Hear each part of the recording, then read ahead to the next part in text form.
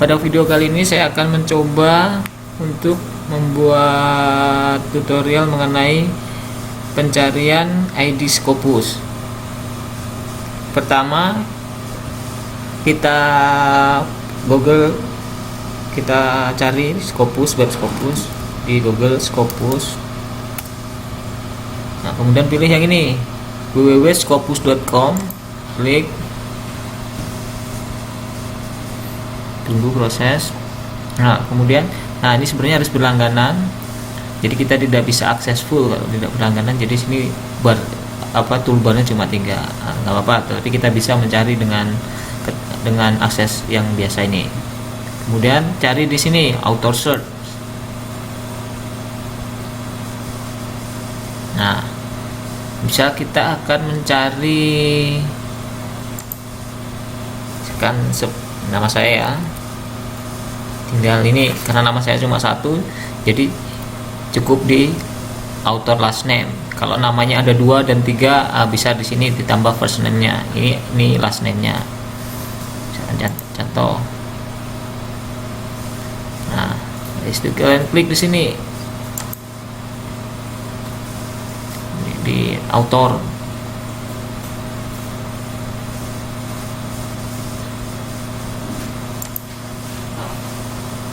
Nah, di sini muncul kan di author. Nah, karena kita tidak berlangganan, jadi di sini kita tidak tahu secara langsung di sini dimana ID Scopus kita, nomor ini ID Scopus kita. Nah, kita bisa carinya di mana. Nah, sebenarnya lebih simpelnya di sini kita bisa lihat. Nah, inilah nomor ID Scopus kita. Nah, ini kalau di sini kan 55354686 ini ID Scopus saya. Nah, misal ini ada kasus, contoh, kita akan buka lagi ya, scopus.com.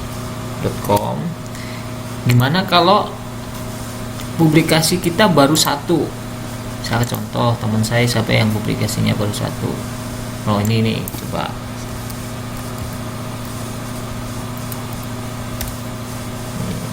Saya cek publikasinya ada berapa.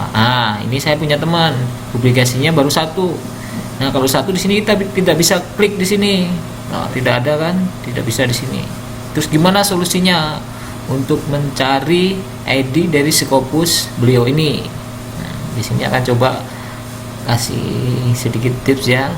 Nah, kalian bisa klik kanan, habis itu inspect nih. Nah, ini saya pakai Google Chrome ya. Pilih inspect.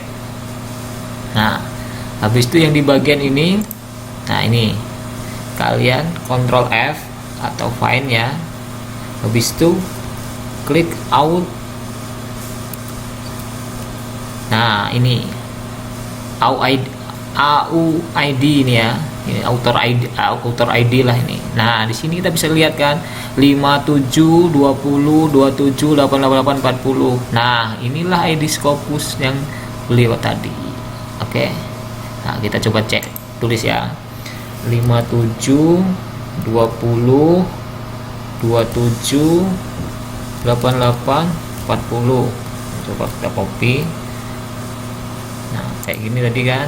Nah, kita cek bener nggak itu, kita copy ini ya. Nah, kita cek bener nggak author ID itu punya Bu yang Evi tadi, Evi Liviawati. Tidak paste. Nah, oke ya.